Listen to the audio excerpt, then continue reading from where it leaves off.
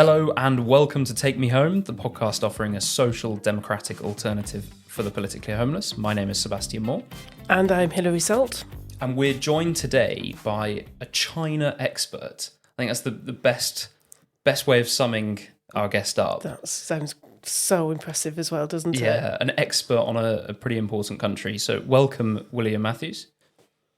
Thank you. Good to be here. So just let's start off by saying what attracted you to China in the first place. How did you get involved in China? Sure. So it was actually in my last year of school. I had a classmate who decided that he wanted to go to China to teach English, and he wanted someone to go with him. And he asked me if I wanted to do it, and they would pay for sort of flights and accommodation and things like that. So I said, well, why not? I'd never really thought about China before doing that, but I did that, and now I've spent my whole professional life doing stuff to do with China. So did quite you a fateful decision. Did you end up working out there? So I did a bit of volunteer teaching out there a couple of times, but didn't work out there. But I've spent time there studying Chinese and doing research on various subjects, including in academia, which I used to be involved in. So you don't just pick up Chinese, do you? It must be quite intensive study. Yeah, I started learning it as evening classes here, and that's not a very good way to do it when you're just sort of spending an hour a week trying to learn a language that's so totally different from any European language. So it needed that time sort of fully immersed in it in Beijing to get somewhere with it. Yeah. How long do you think it took you to really grasp the language? Hard to say. I guess I've been doing evening classes for about 3 years or so before I actually went to study it in China, and in that, like, that had got me to the point where maybe I could like get a taxi or something. Okay. Probably not really understand sort of anything the taxi driver would say to me. But being immersed in it, I was actually quite lucky because the university where I was studying was mostly was all international students, but mostly not from English-speaking countries. So actually, we had to speak Chinese to communicate with each other in the first place. So that was really good. So I'd say kind of a year of that, and then a few sort of follow-up visits got me to the point where I can use it in a professional context. Do you think China is the most important country politically or geopolitically for the UK in terms of our foreign policy? In terms of our foreign policy overall, I'd say it's not the most important. I would say the most important single country is probably the United States. But China is extremely important, and it's important now, and it will be more important in the future. Happy to go into that. But what I will say is that China comes up a lot in sort of discussions of questions like economic dependencies and things like that. At the moment, we're actually, as a country in the UK, much more economically dependent on the United States. But China is important because even though we don't trade as much with them as we do with the US or with Europe, they control a lot of materials, processing, manufacturing upstream on a lot of important supply chains. So a lot of the things that we are trading with other countries, actually, China might have influence that over that further up. And I guess one of the things that we find in the West is that people have very polarized views about China. So when Rachel Reeves kind of announced her desire to increase our trade with China, a lot of people felt uncomfortable about that. A lot of people thought that was fantastic. What's your view? Yeah, I think really in this country, we've been quite slow in really starting to think seriously about China. And part of the result of that is the political discussion about China, whether that's in Parliament, whether that's in the media, is really quite simplistic. Much more simplistic than the kind of political debate and discussion we have about Europe or about America, or other sort of key important countries. And yeah, it's polarized. It's either straightforward economic opportunities or terrible human rights and oppression. And in reality, it's a lot more complicated than that. The country itself is more complicated than that. It's a country of 1.4 billion people. It is run by a communist party. It's a one-party state, but at the same time, it's not North Korea. That's not a government that has total control over all aspects of life. Um, it's a country that is actually quite, from the point of view of outcomes economically and for people's lives and so on, it's actually quite well governed. Um, and it's really important globally in terms of economics, in terms of international security, in terms of things like climate change, food security, energy security. And the reality is that we have to engage with China. They produce about a third of the world's manufacturing output at the moment. They control all sorts of critical supply chains, like critical minerals that go into emerging technologies. And increasingly, they keep pace with America in technologies like AI and robotics as well. So there's no way of ignoring them. So actually, there needs to be a bit more of a complex and nuanced conversation about how the UK can engage effectively. Can you give us a bit of the background on China, a bit of the sort of the recent history? You know, I'm sure a lot of people will know that China was a very, very poor country up until maybe 40 years ago, and has sort of seen this huge increase in wealth. And people will have talked all my life about we're entering the age of China. And I think some of those predictions were accurate, some maybe less so. Can you just give us a sense of the history of, the last 50, 60 years? Sure. Yeah, so I mean, the People's Republic of China, so that is China as run by the Communist Party, was founded in 1949 under the leadership of Mao Zedong. And he was a totalitarian dictator. He had a huge amount of control.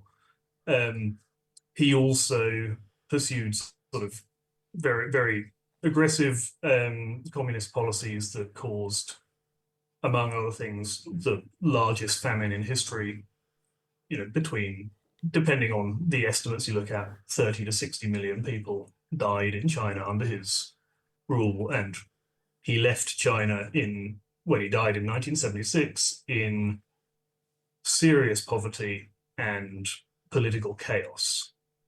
Since then, there's been a succession of leaders still committed to the authority of the Communist Party, but who have been much more pragmatic when it comes to economic policy.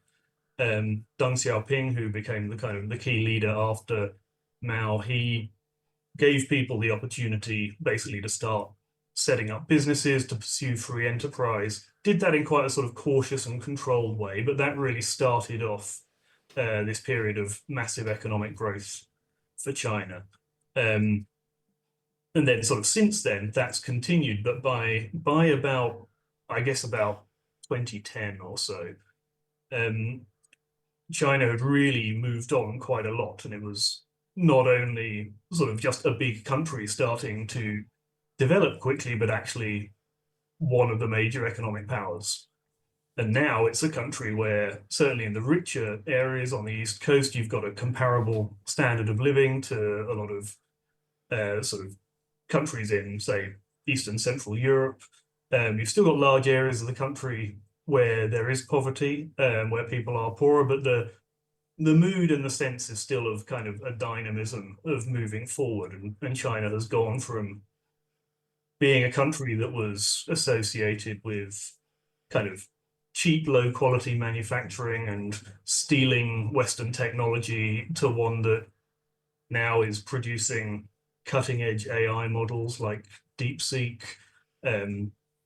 is the world's leader increasingly in robotics, has a military that is, getting on to comparable with that of the USA in terms of technology. So that's kind of the last 50 years. What I will say quickly is that it's worth putting it actually in the long view as well, which is that until China, until the late 18th, early 19th century, when China, and then in the 19th century, when China encountered industrialized Britain, and that sort of precipitated a period of decline where it couldn't compete and had internal problems as well.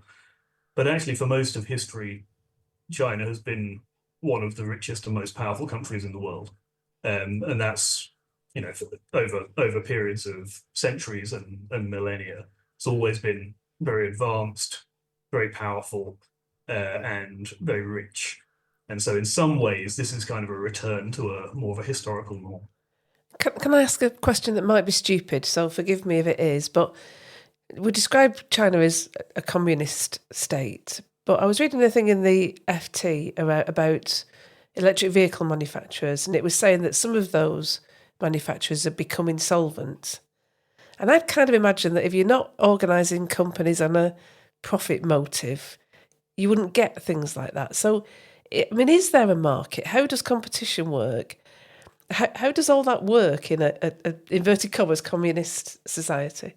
Yeah, so China, I mean, in terms of the economics, has not been communist for, well, really since the death of Mao, actually, in sort of absolute terms. What you do still have is heavy state involvement in the economy. You have a lot of state-owned enterprises, and you do have a situation where actually big companies there'll be party members and party committees within those companies, and the state will intervene in things like, major sort of international deals and things like that. But on a grassroots level and within China, there is free enterprise and there is a market. It's just a market which is sort of subject to a fairly high degree of state direction and intervention. And is state capitalism a good description for it? Yeah. That I mean that's a sort of a common term that's used to describe it. And I think that makes sense. Yeah. So I think it seems to me that there was this prediction maybe 20, 30 years ago that economic development went hand in hand with liberal democratic values. Does China disprove that? Yes, I think so. I think China has thoroughly demonstrated that that is not necessary. And actually, one of the things that I think China has demonstrated as well is that there are non-democratic models for governing society that actually can be extremely successful. Successful economically, successful in delivering for people's well-being and so on, assuming that you bracket out any concern for sort of participation in a political process. In a lot of ways, actually, China's system is arguably better adapted for the current world than the systems that we have in Europe and the United States. And that's not actually because it's not democratic or because we're democratic. It's because China's a rising power, and because of that, as it's developed, it's been able to find niches that are being ignored by the developed countries and build institutions and build sort of strategies that can exploit those. And they've done that very effectively. What kind of niches? So this would include, I mean, various kinds of examples. Some of these are economic niches, some of these are technological niches. You mentioned electric vehicles. That's a really good example of where basically the Chinese government saw that, about 10, 15 years ago, they sort of anticipated that electric vehicles were going to be something important in the medium to long term. They set out to basically guide the market and guide businesses in China through things like subsidies and so on to start innovating in that area, start developing that technology, and also buying up mineral processing and extraction and material and component manufacture, and basically controlling the whole supply chain. They've done similar things with AI, for example. They sort of recognized an opening there where, AI is this new thing. People don't really know how to govern it. It's this whole game-changing technology, creates all these problems, sort of politically, of how you manage it. They set out in 2017 actually a comprehensive plan for governing AI, and they've been following that since. And that was a time when actually most Western governments weren't even thinking about it. And that, I think, is a good example of where, say a Western government has a lot of entrenched institutions that have existed for decades. That can create a certain degree of stagnation and lack of flexibility in finding new solutions. And actually, in terms of institutions and governments, China's been quite effective at that internationally, in cultivating support in Africa, in Asia, and in Latin America, because they can find that, they can see, as a developing country themselves, where there are gaps, where there's an opportunity to offer things that these countries would find useful, including things like a different kind of model of economic development and governance that's not provided by the US and Europe, who tend to peg things to human rights records and things like that, which are obviously often not of interest to governments across the developing world. Can you just explain a little bit about the Belt and Road Initiative? Because I was in Tajikistan and I saw it, a small part of it happening. We had all of these Chinese workers staying in the same hotel as us. And it was funny because the local Tajik owners, they had to learn Chinese cuisine because they said the workers don't want to eat our food. They want Chinese food. Yes. Okay. So that sort of thing is quite a common story from a lot of countries where kind of China has developed stuff. Part of it has been that actually, there have been promises of, or the potential for local jobs and opportunities, but actually it hasn't been that. It's been bringing in Chinese workers who then sort of build things, then move on, or continue to manage it themselves. But the Belt and Road Initiative, I mean, this is a description of basically a major set of international infrastructure projects and economic projects that China has pursued with various partner countries mostly across the developing world, but also in some cases with countries in Europe as well. With an Italy, aim right? Sorry? There was a project with Italy, is that right? Yes, yeah. So Italy was a member and has since left the initiative. But the idea of it, was twofold. One was that China had a huge amount of kind of excess capacity for building infrastructure, and too many workers and companies basically working in infrastructure development, and this was a way of sort of exporting that, and also excess capital as well. But the other part of it was also to build geopolitical influence. So basically, what China has done through the Belt and Road Initiative is do things like build railways, road networks, telecoms networks, things like that, ports, in partner countries. And that has basically not necessarily always been economically and financially useful for China, but what it has done is basically build up partnerships with all those countries, establish China as a key partner for economic development and for providing technology. The telecoms aspect of that is quite important because with China, if you're a developing country, China is a partner who can give you high quality technology, whether that's in telecoms, renewable energy, AI, and do it cheaply and without any strings attached in terms of how your government works and things like that. So that's very attractive for countries who want to develop quickly and not have to go through all of the same stages of industrialization and so on that other countries have. That probably kind of leads us back to the UK, doesn't it, in some way? Because we started going down that path, didn't we, of using Chinese materials in our telecommunications network, and then we kind of got cold feet about it.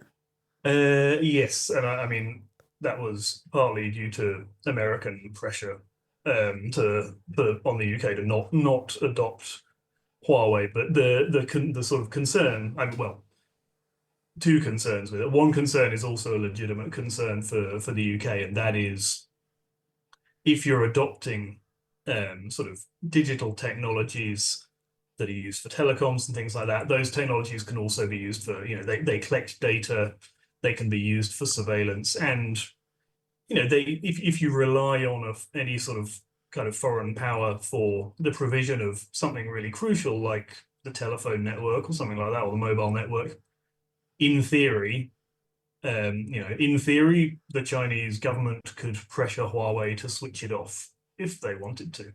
Now, they probably wouldn't do that outside of a war or something, but the potential is there. And that's true regardless of whether it's China or not. But obviously, if it's a friendly country, there's much less risk of something like that. But the other concern, and this is the sort of the key US concern, is with Chinese technology basically helping China to gain more and more influence, enhancing its global power. And the US has a unique interest in China not doing that because the US wants to remain the most powerful country economically and militarily and so on, and technologically. That sort of thing is no longer, I think, a key priority for a country like the UK. China's a lot bigger than us. They're economically much stronger than we are. It will not be long before they overtake us in most areas of technology. They have in certain areas already. So, the question for us has got to be one of national security concerns matter, but so do economic opportunities and technological opportunities. And there is a question there actually for other US allies as well of when it comes to China, actually our interests will increasingly diverge from those of the United States. So I feel like every couple of years, a politician in the UK suggests getting closer to China as a bit of a solution to some of our geopolitical problems. I think David Cameron did it in the sort of coalition years, and then the latest is Rachel Reeves. And then you'll have politicians like Ian Duncan Smith, who is always arguing against that and warning of the dangers. Do you think he's right to be worried about that?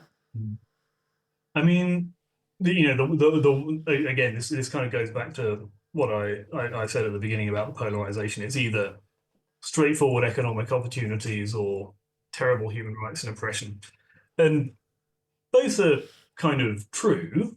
There are certainly, I think, very legitimate concerns about human rights.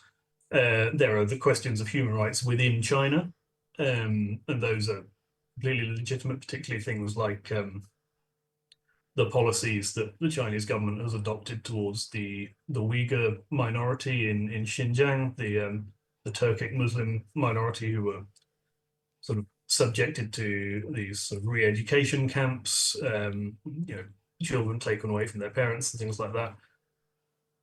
That sort of thing, obviously, is not something that's kind of amenable to our value system in a country like the UK. And there are a couple of questions there. I think one question is, can you influence what China actually does in China? I think if you're the UK, not really, frankly. But what you can do, and this is where those criticisms I think sort of have legitimacy when it comes to UK policy. What you can do is say, well, in the UK, we don't want products that might have been made through Uyghur slave labor, for example. Yeah. And then that actually is something where there's a real potential for building policy on that. What you have to then do, though, is think about how do you weigh that up against the jobs and investment that could be created by a Chinese EV company like BYD setting up a manufacturing plant, for example. I don't think there's any plans for that to happen, but it's a sort of a hypothetical. And that's not an easy choice. that's really difficult because you're dealing with a government in China that will, make very clear how unhappy it is if you do criticize what it sees as its internal affairs. And that might do things like, scupper the possibility of a deal like that. So I think, in the UK, like as in Europe as well, we're struggling still to work out how to work productively with China while also sort of being firm about the things that we don't like. So you're suggesting that there's possibly some kind of middle way that allows us to benefit Yeah, from I some of mean, those opportunities. yeah, I think to be honest, I think it's important to take a hard line on sort of what matters to the UK, what matters in terms of what we care about in terms of things like political freedoms and things like that. And we should be very, very concerned, and I think very straightforward in our criticism of things like China's intimidation of Hong Kong and Tibetan and Uyghur activists and Taiwanese activists who are in the UK, or you know Hong Kong British nationals overseas who have come over to settle in the UK and who are targeted by China, because that also, I think, you can flip around China's argument and say, well, that's a violation of our sovereignty in the UK if you're trying to sort of extend your political oppression across UK borders. But it goes back to the same thing. Like ultimately, China is very big, and it's there, and it's not going away, and it will get bigger, and its economic impact and influence will get bigger. And the thing that I think actually we really need to be thinking about is, because China's got this combination of economic power, control of supply chains, massive manufacturing power. Its manufacturing output by value, I think, is equivalent to the next 9 countries put together. So it produces a huge amount of stuff. And it now is technologically competitive with the United States. What we have to think about is, what if they get to, high level AI and robotics first, and they implement that across all of that manufacturing capacity and economic power, then you actually have a huge and very rapid, probably, increase in China's power and influence.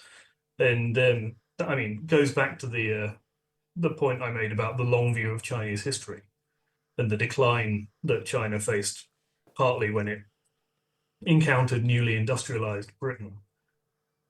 The British had sent a mission to China in the 1790s.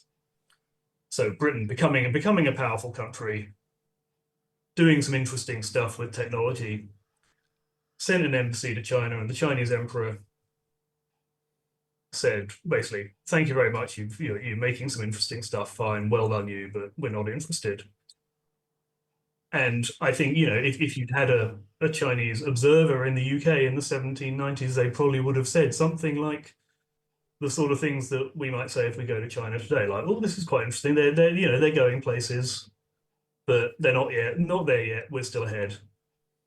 It only took 4 decades for that to be completely reversed.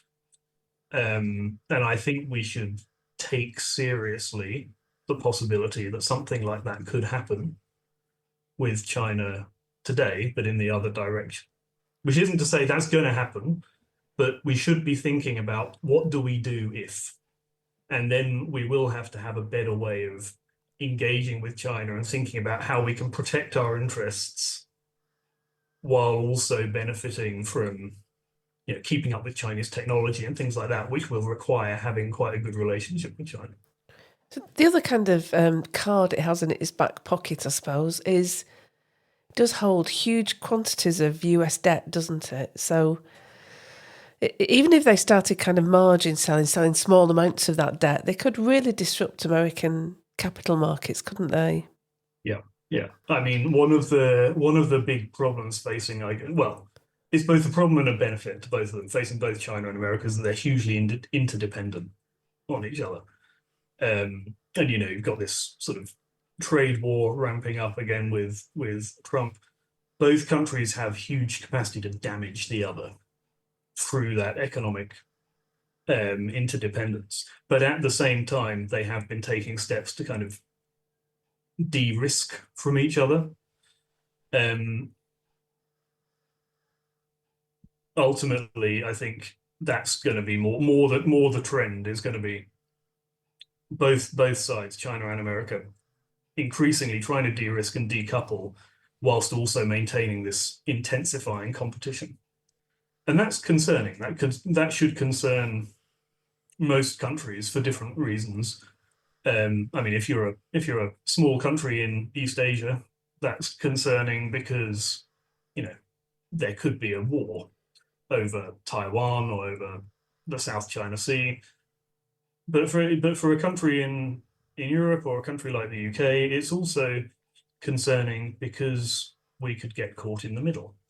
And especially now that in the US you have an administration that's much more transactional and much more willing to be transactional with close allies. That is worrying, because that means that actually, what the UK does in relation to China might incur costs imposed by the Americans, for example, and vice versa. And there needs to be a way to navigate that, especially for a country like the UK that's very dependent on America as well. Well, I found that absolutely fascinating. That's been really, really good, William. Thank you so much for sharing your very deep and wide knowledge with us. I'm sure listeners will be really feel that they know so much more than they did half an hour ago. Culture Club? Culture Club, yeah. Okay, so I'm coming empty-handed to Culture Club once again. Yes. Don't tell me off. I won't tell you off. But I believe you both have something to share. So, Hilary, tell us what you're bringing to Culture Club. Yeah, so last week I went to the meeting of the Manchester Lit and Phil. Do you know what that is? Literature and philosophy? That's right, okay. Yeah. So I think quite a lot of northern towns still have a Lit and Phil society. Okay. And they had a meeting on the renovation of Manchester Town Hall. So I don't know if you've been to Manchester, William. Have you been to Manchester? Yes. Yeah, I've been a few times, yeah. Okay, so there's the big Gothic town hall built in the kind of 1870s by Waterhouse, the architect, who also did the National History Museum, I think, and the Prudential buildings on Holborn. You can kind of spot his style. And they started a project in 2017 to renovate the town hall. And you'll know, Sebastian, that if you go past the town hall now, it's kind of wrapped up in all this scaffolding and curtaining. It has been since I moved to Manchester over 3 years ago. Okay. Yeah, so I've still never seen it. Okay. Well, obviously 2020 and COVID and everything knocked the timetable a bit, but I think they are still hoping we might get to see it again in 2027, maybe. 2027? Yeah, still a lot to do. Here, I thought it said 2024 it was going to open. And then they did say 2024, and then there's two things that happened. One was COVID, and the second is, although they had all the original plans from Waterhouse, what they've found is they've kind of taken down facades and taken down some of the things that were added, later on, is that he kind of changed his plans all the time. And so things aren't quite as they thought they were. They have moved 10 tons of statues, including statues of people like Jewel and what's the guy who has colour blindness? Dalton. Mm-hmm. Yes. They have... Daltonico. You remember that? Daltonico, yeah, I do. I remember. It's how you say colourblind in other languages. So in Spanish, daltónico, I believe. What's colourblind in Chinese, William? What is colourblind? Do you know? Oh no, he's put me on the spot. I actually don't know, but yeah. So. It's okay. Dalton something. Yeah. They've taken up 4,000 metres of mosaiced corridors. Okay. Wow. including lots of bees, 67 bees apparently. And they have removed about 100 paintings. The biggest one is the painting of the Cotton Famine Relief Committee. So I'm thinking that would have been around the time of the when we're having trade wars on cotton. Yeah. So it's a massive job, and the kind of scale of it is just so enormous. So you kind of think about things in the town hall.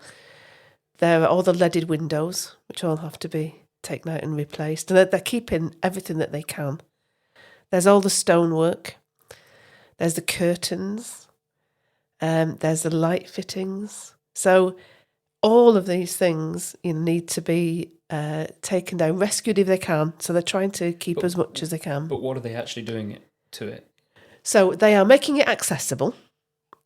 They are making it into a public building that can be used by people more effectively. But it will also still have a lot of the kind of normal town hall functions in it as well. So it will still have those things that you normally expect to find in a town hall in there. So, what they want to do is make it a workable building. So things like making things accessible. Waterhouse had this idea that you had to have 11 steps at every entrance. So you have to find a way to make every entrance accessible, and that's tricky.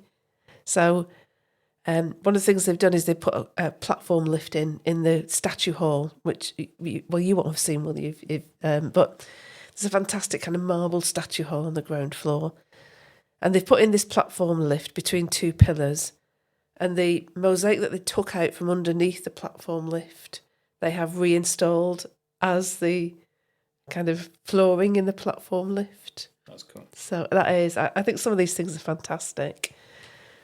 And they've kind of trained hundreds of people in things like stonework and fabric restoration. And apparently the idea is that everybody imagines that all these workers are now going to go off to the Houses of Parliament to be involved in that project, because there's been so much training on, old, original crafts and skills that can be used there. So I thought it was just a fantastic project, and there's been lots of presentations given to the public. We'll put in the show notes a kind of link to the website where you can watch some of the slideshows that show you some of the fantastic work they're doing. So I guess the thing that to me it says is that civic pride, which I think we've talked about a lot, haven't we, is something that is really important. And these kind of big old buildings that have probably in a lot of towns fallen into disrepair, a kind of project to restore them, that those buildings can be part of a project to restore that pride. So I kind of wanted to give it a bit of a shout out as being something that I thought was a really good project.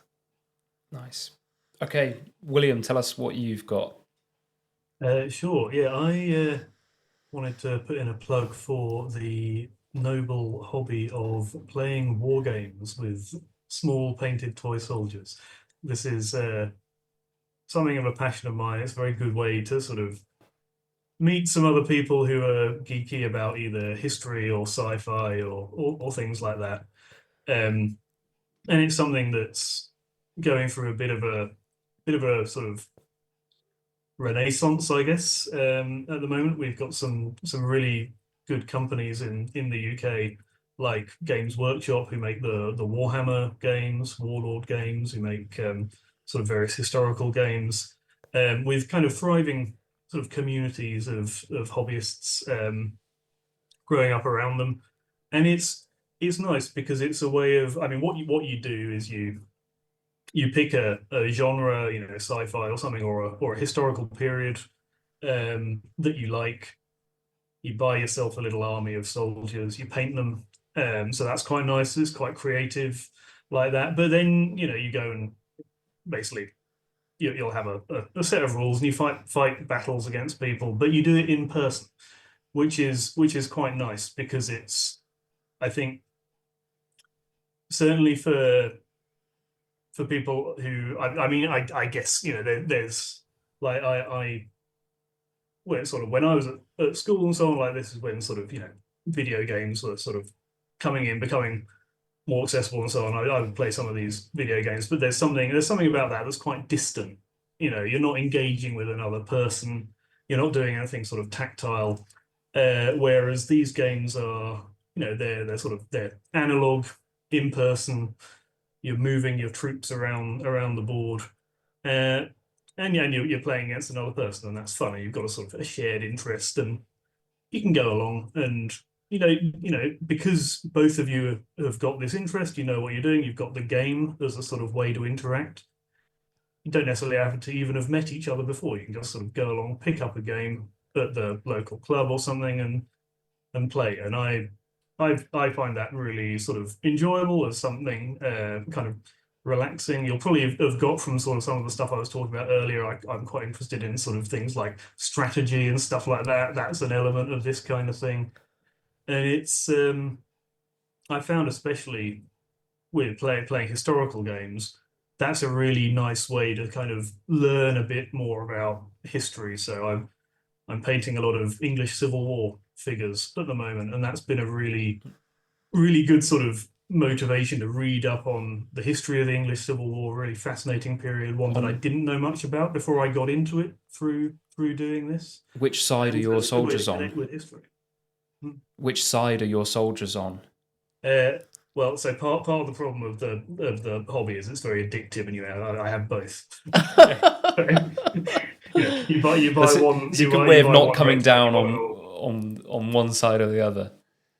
So the ones that I've kind of are sort of furthest on the way to completion are parliamentarians from the early part of the war. So Okay, interesting. So when you were talking about video games, I thought of something that was so my eldest brother and I would play a lot of video games together. It was a great way of socializing. It was just spending time together, Mhm. immersed in a hobby, and we found that as the years progressed, games developers were making fewer and fewer games that you could play split screen. And I thought to myself, if I was prime minister, I would mandate it that any new game there would have to be a split screen function because it encourages people to play together in the same room. It's completely different than playing online, I think. I'm going to ask the obvious question. Is this just a boy thing? Doesn't have to be, I would say. I would say it can be an inclusive hobby, but I'd say the reality is it has a certain demographic slant, you might say. I suspected. Certainly not Could be a exclusive. boy thing, couldn't it? Yeah. I do remember painting the little men with my two boys. I've got two boys, and with my two older nephews. And the younger nephew was asking me the other week, have we still got any of that Warhammer stuff? So I did have a route through the boxes in the loft, but I sadly couldn't find any. But there you go. That's a very good example of a good British company that's doing well. And from what I hear from people in the Young Social Democrats, that it's doing well all over the world because people are interested in this sort of stuff. I haven't got into it, so maybe it's something to explore. But there you go. Thank you, William, for coming on and sharing with us your knowledge. Are we going to do Chinese Culture Club? Chinese Culture Club? Yeah. So, William, you also had a kind of Chinese concept you were going to mention. Yeah, do you want yeah. to do that? What's Chinese for Culture Club? Sorry, I'm throwing all these at you, aren't I now? So culture would be something like 文化俱乐部 would Okay. be, I guess. We just wanted to hear some Chinese, We didn't did, yeah, yeah. Okay, But, great. no, yeah. The thing I wanted to mention was so as I said before, I did some research in China, some academic research on Chinese religion. Actually, and this was I guess in about 2013, 2014, and what I was looking at there was sort of popular, what you might call popular religion. So sort of what people would do day to day, and I got to know a lot of people by doing that research, including various other people, like people who set up local businesses, people who did things like, there was this little restaurant that I used to go to where there was a group of retired men who basically set it up and they played folk music there and so on. And a common thread to all of this stuff is a concept in Chinese called minjian, which translates as something like among the people or between the people. And the reason I wanted to mention it is because I think it's quite a useful concept to think about. Because in China, you have the Chinese Communist Party is everywhere. It's in big businesses, it's in the workplace, it runs the country, obviously. And that means that actually there's not a lot of space for any kind of independent civil society or independent kinds of organizations like that outside the remit of the party, or business, but the business also with party involvement. So what people do is they try to find a space and carve out a space themselves, and that's what this word minjian kind of refers to. It's all of these spaces where actually the party and the state and big business and so on can't quite reach, but where all these aspects of kind of traditional culture and community are kept alive. And I think that's a very useful and quite a heartening concept, including for us in the West, where obviously we're not run by a sort of all-pervasive communist party, but I think we do live in a society increasingly where not much exists that you don't have to pay for or consume, or don't have to get a permit to do something or something like that. And I think reclaiming that kind of space is very valuable. So there's a room for that sort of between the people space, or I don't know, space of the people, you might call it. I think in the UK as well. So would folk be a good word to describe the same kind of feeling? Yeah. So I think it would. But the other thing that, and a lot of the stuff that comes under this label in China is sort of stuff that you might call folk, like folk music, folk traditions, folk festivals. The other thing though that I sort of thought about in relation to this was, so my wife and I have an allotment near where we live, and that to me is something that is very minjian, because I mean, okay, you pay a nominal fee and so on, but you don't have to pay a lot. It's this kind of preserved space where you've got people who are, they're doing this thing that they've been doing or people have been doing for decades, centuries, even if you want to be more sort of abstract with it. And it's just its own space. It's not trying to be anything bigger. It's not trying to be something political. It's not trying to do something for profit. It's just people interested in growing vegetables, and they all turn up there and they talk to each other. They get to know each other. It creates a little community, and it happens without the need for intervention by some kind of big, abstract, organized thing. Oh, I'm so excited by this now because, Sebastian, don't you, that I do gardening club down at my local park, and a lot of the Hong Kong refugees come and help us. They volunteer with us. So I'm going to use that word to describe what we do in gardening club. Would it be the same in Cantonese? Oh. See any problem? I don't know what it would be in Cantonese. The characters would be the same. Okay, well, there you go. You've got to write it down and send it to you. So I love when you discover a word that you already know the concept for, and whilst you were describing that concept, I felt it. I know what that is, that minjin. I've seen it in many parts of the world where you see often in Sicily, where like the men would play cards together out in the park. Yeah. It's like there was no politics, involved in that. They're just playing cards, and I feel it certainly in what we're doing with the SDP, that you do need to get away and you need to experience the real purpose of life, which is the gardening club, the allotments, the playing cards in the park. So I think that's amazing, yeah. And culture club. And culture club. That's what culture club's all about, I think. Yeah. So great. That was an extra special edition, Chinese Culture Club. Yeah.